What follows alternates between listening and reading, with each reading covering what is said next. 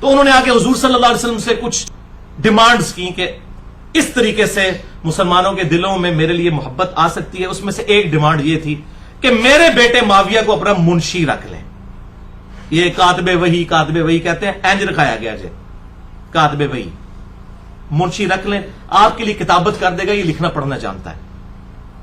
تو آپ صلی اللہ علیہ وسلم نے ان کی وہ بات مان لی، باقی باتیں بھی مان لی. اور راوی کہتے ہیں صحیح مسلم کے کہ نبی صلی اللہ علیہ وسلم کی یہ مبارک عادت تھی کہ آپ کبھی کسی کو نہ نہیں کیا کرتے تھے. اور وہ کہتے ہیں کہ اگر ابو سفیان خود سے حضور کو نہ کہتا تو آپ صلی اللہ علیہ وسلم کبھی ابو سفیان کی یہ ڈیمانڈ پوری نہ کرتے، یعنی معاویہ کو اپنا کاتب رکھنے والی ڈیمانڈ کبھی خود سے نہ پوری کرتے. یہ ابو سفیان کی دل جوئی کے لیے آپ نے کیا. اور بھائی جی جو بندے سفارشی بھرتی ہوئے ہیں، یہ اسی لینگویج ہے، سفارشی، پازیٹو سفارش کی بات. بسم اللہ الرحمن الرحیم. آپ حضرات نے مرزا جیلمی کا یہ کلپ سماعت کیا جس میں وہ انتہائی گرے ہوئے الفاظ استعمال کر رہا ہے، جو الفاظ ایک انسانیت رکھنے والا انسان ایک صحابی رسول کے متعلق اس طرح کے الفاظ نہیں کہہ سکتا. وہ گندا آدمی اور گرا ہوا انسان اس طرح کے کلام کر سکتا ہے اور اس طرح کے الفاظ استعمال کر سکتا ہے. بہرحال چلتے ہیں اس حدیث کی طرف جس حدیث میں وہ سہارا لے کر سیدنا امیر معاویہ رضی اللہ تعالیٰ عنہ کے متعلق یہ بات اس نے کی. اس کی سند پہ اور متن پہ گفتگو تو میں بعد میں کروں گا. ہمارے پاس یہ روایت نہیں ہے کاتب وحی ہونے کے لیے، ہمارے پاس بڑی صحیح روایات موجود ہیں. انشاءاللہ وہ پیش کروں گا آئندہ کلپوں میں. انشاءاللہ میں کاتب وحی پہ انشاءاللہ وہ دلائل پیش کروں گا، اللہ کو منظور ہوا، جو صحیح احادیث میں ان کے کاتب وحی ہونے کے دلائل موجود ہے. میں صرف اس بات کا جواب دینا چاہتا ہوں کہ سفارشی برتی کہتا ہے کہ نبی پاک صلی اللہ علیہ وسلم کے سامنے ابو سفیان نے سفارش کی، اور یہ سفارشی برتی ہے جس میں کاتب وحی کہتے ہو. اب بات یہ ہے کہ سفارش کرنا کوئی بری بات نہیں ہے، سفارش کرنا کوئی غلط بات نہیں ہے.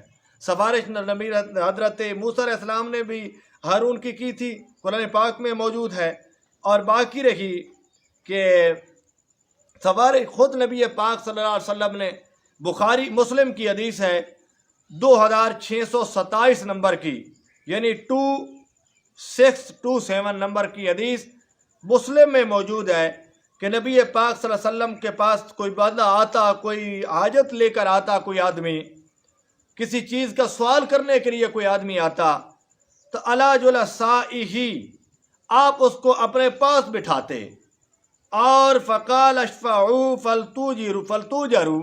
آپ علیہ السلام کہتے صحابہ سے کہ ایسے کرو، تم اس کی سفارش کرو تاکہ تم بھی اجر پاؤ، اس کی سفارش کرو اور اجر پاؤ. وَلْيَقْضِ اللَّهُ عَلَى لِسَانِ نَبِيِّهِ مَا أَحَبَّ. آپ نے کہا کہ تم سفارش کرو اور تم اجر پاؤ. اللہ تعالیٰ فیصلہ کراتا ہے نبی کی زبان سے وہ جو اللہ پسند کرتا ہے. اب اس حدیث سے معلوم ہوتا ہے 6227 نمبر کی روایت مسلم کی یہ کہتی ہے کہ امیر معاویہ رضی اللہ تعالی عنہ کو کاتب وحی رکھا گیا تھا تو اللہ کے حکم سے رکھا گیا تھا. یہ اللہ کا فیصلہ ہے، کیونکہ رسول اللہ نے فرمایا کہ تم سفارش کرو اجر پاؤ. فیصلہ وہ ہوگا جو اللہ تعالیٰ کریں گے، جس کو اللہ پسند کریں گے. یہ مسلم کی حدیث ہے جی. رہی بات کہ آگے یہ کہہ رہا ہے کہ آپ صلی اللہ علیہ وسلم چونکہ جو سفارش کی جاتی تھی آپ انکار نہیں کرتے تھے، یعنی آپ کو انکار کرنا نہیں آتا تھا. جو بات کہہ دیتے آپ اسی کو مان لیتے تھے، آپ کو انکار کرنا نہیں آتا. بے شمار احادیث موجود ہیں بخاری میں، مسلم میں، کہ آپ کا انکار موجود ہے. مثلا ایک میں حدیث پیش کرتا ہوں بخاری سے جی، 5029 نمبر کی روایت،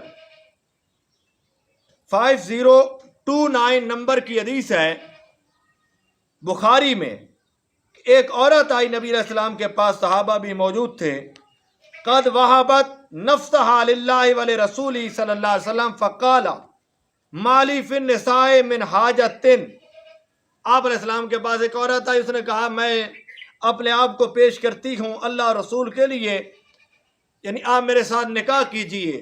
تو آپ نے فرمایا ما لی فی النساء من حاجت، مجھے عورت کی ضرورت نہیں ہے. اب یہ آپ نے انکار کر دیا، صاف حدیث میں موجود ہے، بخاری کی 5029 نمبر کی روایت ہے. اور پھر اسی طرح آج صلی اللہ علیہ وسلم کا فرمان مسلم کی ایک حدیث میں موجود ہے، 1825 نمبر کی روایت ہے، جس میں ایک مشہور صحابی ہیں اور تقوی کا پہاڑ ہیں، جن کا تقوی، جن کا علم، جن کا صالح اور نیک ہونا مسلم ہے اور اعلیٰ صحابہ میں سے ہیں، حضرت ابو ذر رضی اللہ تعالیٰ عنہ۔ انہوں نے آپ علیہ السلام سے فرمایا، الا تستعملونی، کیا مجھے آپ عامل نہیں بناتے؟ مجھے کوئی عامل بنا دیں، امیر بنا دیں، گورنر بنا دیں۔ تو آپ صلی اللہ علیہ وسلم نے فرمایا فضرب بیدہ علی، فضرب بیدہ، آپ علیہ السلام نے اس کے کندھے پہ ہاتھ مارا، کندھے پہ ہاتھ رکھا اور فرمایا ثم قال یا ابا ذر انک ضعیف وانھا امانۃ وانھا یوم القیامۃ خزی وندامۃ۔ آپ نے فرمایا ابو ذر تو کمزور ہے اور بے شک یہ ایک امانت ہے، اور قیامت کے دن امانت اگر اس کا صحیح طریقے سے ادا نہ کی گئی تو یہ ندامت اور رسوائی کا سبب بنتی ہے۔ آپ علیہ السلام نے انکار کر دیا اور ان کو امیر مقرر نہیں کیا۔ آپ کیسے کہتے ہیں کہ آپ کو انکار کرنا نہیں آتا تھا؟ آپ نے انکار کیا۔ اور پھر دیکھیے، آپ ذرا اور حدیث بھی دیکھیے بخاری کی، جو کہ بخاری کی 3475 نمبر کی روایت ہے، جس میں آتا ہے کہ ایک قبیلے کی ایک عورت تھی فاطمہ نامی، جس پہ آپ نے حد کو قائم کیا اور آپ نے فیصلہ کر دیا اس کے حد کے لیے، اور وہ خاندان والے، قبیلے والے پریشان ہوئے اور انہوں نے چاہا کہ نبی علیہ السلام سے کوئی سفارش کر دیں، تاکہ ہماری سفارش مانی جائے اور ہاتھ نہ کٹے، یہ ہاتھ ان پہ نہ لگے، نافذ نہ ہو۔ تو آپ صلی اللہ علیہ وسلم کے پاس انہوں نے حضرت اسامہ کو بھیجا، کیونکہ حدیث میں آتا ہے ابو رسول اللہ صلی اللہ علیہ وسلم وکلمہ اسامہ، اسامہ جو تھے وہ نبی علیہ السلام ان سے محبت کرتے تھے، حضرت اسامہ نے کلام کی، نبی علیہ السلام سے بات کی، اور آپ علیہ السلام کو کہا حضرت اسامہ نے کہ اللہ کے رسول کچھ تخفیف کیجئے، جو بات بھی کی تو آپ علیہ السلام نے فرمایا فقال رسول اللہ صلی اللہ علیہ وسلم اتشفع فی حد من حدود اللہ، کیا تو سفارش کرتا ہے اس حد کے بارے میں جو اللہ کی حدود ہیں، ان کے بارے میں تو سفارش کرتا ہے؟